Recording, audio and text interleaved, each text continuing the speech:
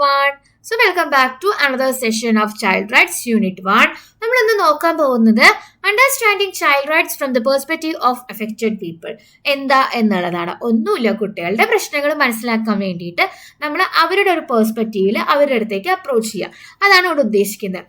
നോക്കിക്കേ, understanding child rights from the perspective of affected individuals involves recognizing their lived experiences, vulnerabilities, and the impact of violations on their well-being. It's about seeing children not just as beneficiaries of rights, but as active participants with agency and the ability to articulate their needs and concerns. This perspective emphasizes the importance of child-sensitive approaches to understanding and addressing issues related to child right. അപ്പൊ എന്താണ് main ആയിട്ട് ഇത് എന്താ ഉദ്ദേശിക്കുന്നത്?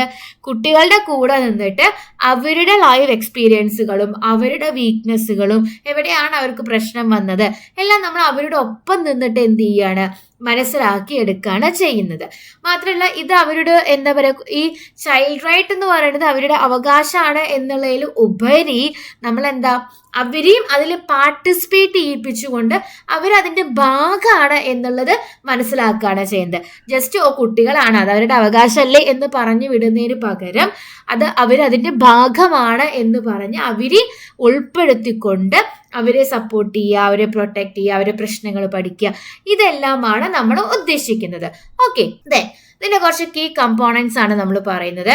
നോക്കിക്കേ, കുട്ടികളുമായിട്ട് ബന്ധപ്പെട്ട് അവരുടെ പ്രശ്നങ്ങൾ പഠിക്കുന്നത് കൊണ്ട് തന്നെ ഇതൊരു ചൈൽഡ് സെൻട്രിക് അപ്രോച്ച് ആണ്. This means prioritizing the child's perspective in all decision making processes related to their rights. എന്താണ്, എല്ലാ രീതിയിലും എന്താണ് അവർക്ക് പ്രയോറിറ്റി കൊടുക്കുക, കുട്ടികൾക്ക് ഇമ്പോർട്ടൻസ് കൊടുക്കുക. എന്തൊരു ഡിസിഷൻ എടുക്കുമ്പോഴും അവരുടെ കാര്യങ്ങൾ പഠിക്കുമ്പോഴൊക്കെ അവർക്ക് ഇമ്പോർട്ടൻസ് കൊടുത്തുകൊണ്ട് നമ്മൾ കാര്യങ്ങൾ നോക്കുന്നുണ്ട്. Then empowerment and participation. Children should be actively involve in discussions and initiatives that affect their lifes, allowing them to express their opinions and participate in decisions. എന്താണ്, ഇപ്പം നമ്മൾ എന്തെങ്കിലും കാര്യങ്ങളൊക്കെ ഡിസ്കസ് ചെയ്യുന്ന സമയത്ത് അത് അവരുടെയും കൂടി കാര്യമാണ്, അല്ലെങ്കിൽ അവർക്ക് വേണ്ടിയിട്ടാണ്, അവരുടെ ഡെവലപ്മെന്റിന് വേണ്ടിയിട്ടാണെന്നുള്ളത് മനസ്സിലാക്കി അവരുടെ ഒരു ആക്റ്റീവ് പാർട്ടിസിപ്പേഷൻ നമ്മൾ ഉറപ്പാക്കണം എന്നുള്ളതാണ് പറയുന്നത്. Recognising vulnerabilities. Understanding the specific vulnerabilities of certain children such as those living in poverty, conflict zones or with disabilities is crucial for tailoring interventions appropriately. അപ്പൊ എന്താ പറയുന്നത്? മാത്രമല്ല, ഒരു കുട്ടിയുടെ പ്രശ്നം പഠിക്കുന്ന സമയത്ത് ആ കുട്ടി എവിടേക്കാണ് വീക്ക്, അല്ലെങ്കിൽ അവരുടെ മെയിൻ ഇഷ്യൂസ് എന്താന്നുള്ളത് നമ്മൾ നോക്കണം, അല്ലെ? ഇപ്പോഴത്തെ ഒരു അവസ്ഥയിൽ ഇപ്പൊ ഈ ജമ്മു ഇഷ്യൂസ് ഒക്കെ നമുക്കറിയാം. അതുകൊണ്ട് തന്നെ ഇപ്പൊ അവിടെയുള്ള കുട്ടികളെ സംബന്ധിച്ച് എന്താണ്, അവരുടെ പ്രൊട്ടക്ഷൻ, അവരുടെ സുരക്ഷ എന്ന് പറയുന്നത് അവർക്ക് ഭയങ്കര കൺസേൺ ആയിരിക്കും. അതേപോലെ തന്നെ ഇപ്പോൾ ചില ഏരിയാസിലൊക്കെ നമ്മളിപ്പോൾ കാസ്റ്റിന്റെ പ്രശ്നത്തിൽ കുട്ടികൾ അങ്ങോട്ടും ഇങ്ങോട്ടും ഭയങ്കര തരംതിരിവൊക്കെ ഉണ്ടെന്നുണ്ടെങ്കിൽ, അല്ലെങ്കിൽ പോവേർട്ടി, അപ്പം അങ്ങനത്തെ പല റീസൺസ് ഉണ്ടായിരിക്കും. അപ്പം എന്താണ് അവരുടെ വൾണറബിലിറ്റി, എവിടെയാണ് അവർക്ക് പ്രശ്നം എന്നുള്ളത് നമ്മൾ മനസ്സിലാക്കേണ്ടതായിട്ടിരിക്കുന്നു. അതേപോലെ തന്നെ impact assessment. Evaluating the impact of policies and practices on children including the potential for unintended consequences is essential. അപ്പൊ എന്താണ് ഇവിടെ ഉദ്ദേശിക്കുന്നത്? വേറെ ഒന്നുമല്ല, നമ്മളിപ്പോൾ കുറേ ആക്ടുകളും ലോസും പോളിസിയും ഒക്കെ പറഞ്ഞിട്ടുണ്ടായിരുന്നു. അപ്പോൾ ഇതൊക്കെ എത്രത്തോളം ഇമ്പാക്റ്റ് ഉണ്ടാക്കുന്നുണ്ട്, ഇതൊക്കെ എത്രത്തോളം എഫക്റ്റീവ് ആണ് എന്നുള്ളത് നമ്മൾ എന്തായാലും എന്ത് ചെയ്യണം, അസസ് ചെയ്യണം. ഇപ്പോൾ ഒരു കേസ് നമ്മൾ എടുക്കുകയാണെന്നുണ്ടെങ്കിൽ അവിടെ അതുമായിട്ട് ബന്ധപ്പെട്ട ലോസ് എഫക്റ്റീവ് ആണോ, അത് യൂസ്ഫുൾ ആണോ എന്നുള്ളതൊക്കെ നമ്മൾ മനസ്സിലാക്കേണ്ടിയിരിക്കുന്നു.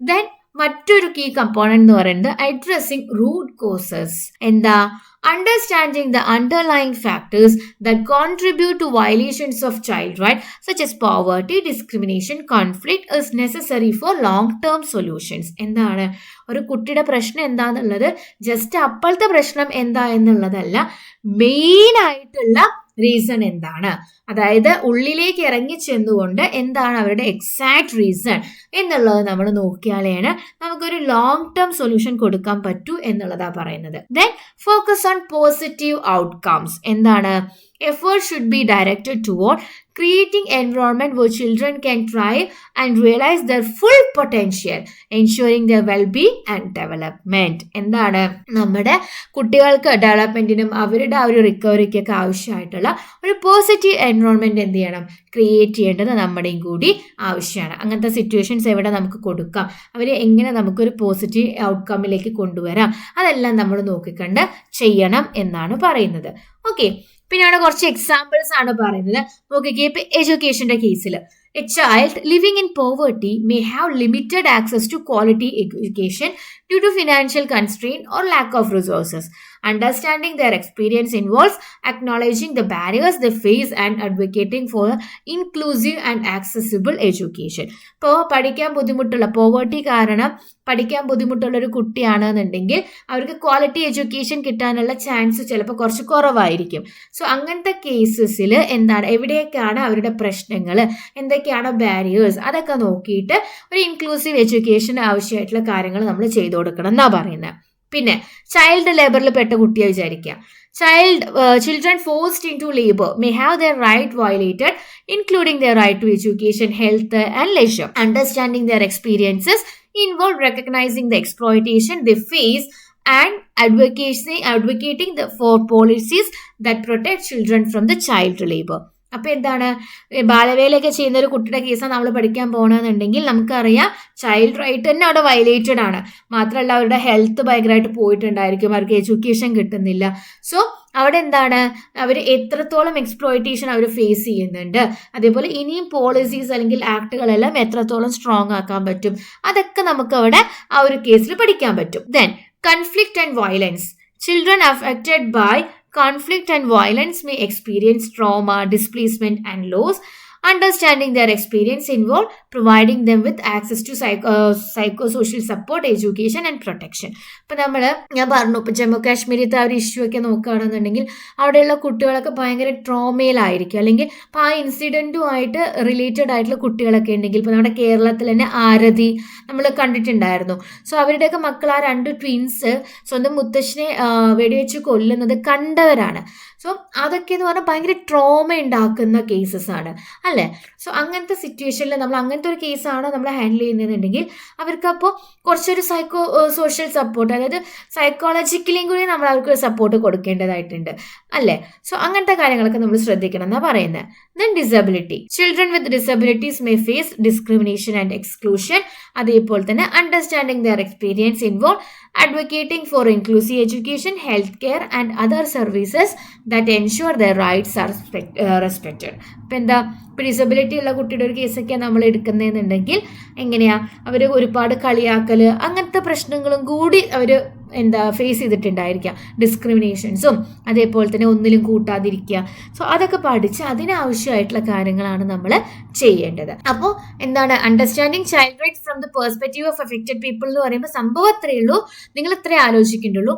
നമ്മൾ എന്തെങ്കിലും ഒരു ഇഷ്യൂ ഉള്ള കുട്ടീനെ എങ്ങനെ അപ്രോച്ച് ചെയ്യണം, ഏത് രീതിയിൽ അവർ അപ്രോച്ച് ചെയ്യണം, ഏത് രീതിയിൽ അവർക്ക് സപ്പോർട്ട് കൊടുക്കണം, എങ്ങനെ അവരെ മുന്നോട്ട് കൊണ്ടുവരാം, അതെല്ലാം ഡീൽ ചെയ്യുന്ന ഒരു ടോപ്പിക്കാണിത്.